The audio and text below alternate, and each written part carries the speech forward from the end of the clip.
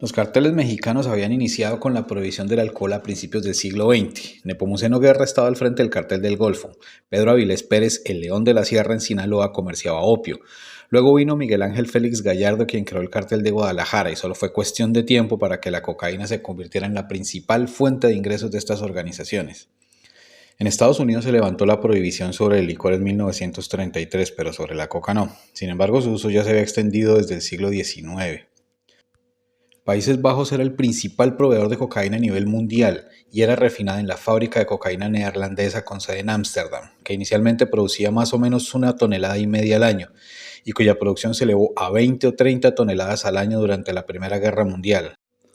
En la Segunda Guerra Mundial, Japón invadió Indonesia y pasó a ser el principal productor de cocaína, extendiendo los campos de siembra de Taiwán y Okinawa. Al final de la guerra, el Tribunal de Delitos de Guerra de los Aliados imputó a 2 funcionarios y un general japoneses por tráfico de drogas, siendo estos los primeros traficantes en ser condenados. En la posguerra, Estados Unidos quemó todos los cultivos de coca en Indonesia y todo volvió donde empezó, con Sudamérica como productor, salvo por la guerra de Vietnam, que eso es otro capítulo. En los años 60 la prohibición ya era global y empezaron a generarse pequeños distribuidores que desde Chile, Bolivia, Paraguay y Colombia principalmente distribuían el producto hacia Estados Unidos, donde el boom artístico y cultural de los años 60 trajo consigo un incremento en el consumo principalmente en las clases más altas. Para los años 70 en Colombia había algunas rutas establecidas, por ejemplo hacia Miami y Nueva York, donde se comerciaba principalmente cannabis producida en la costa Caribe, en lo que se llamó la bonanza marimbera. En ese momento la coca se comerciaba menos, aunque sí, y los principales cultivos estaban en Perú y Bolivia. En 1973 Estados Unidos creó la DEA y el presidente Nixon declaró la droga como el enemigo público número uno de ese país, desarrollando el esquema que conocemos hoy sobre el narcotráfico, donde se muestra a los consumidores como víctimas inermes y a cultivadores y comerciantes como malvados delincuentes, principalmente latinoamericanos. En los años 80, los cultivos y rutas de tráfico provenientes de Colombia ya estaban consolidados. Estaba el cartel de Medellín, el cartel de Cali y el de la costa atlántica. Este duró muy poco y fue cooptado por el cartel de Medellín. Y bueno, sobre la guerra entre estos hablaremos en otro video.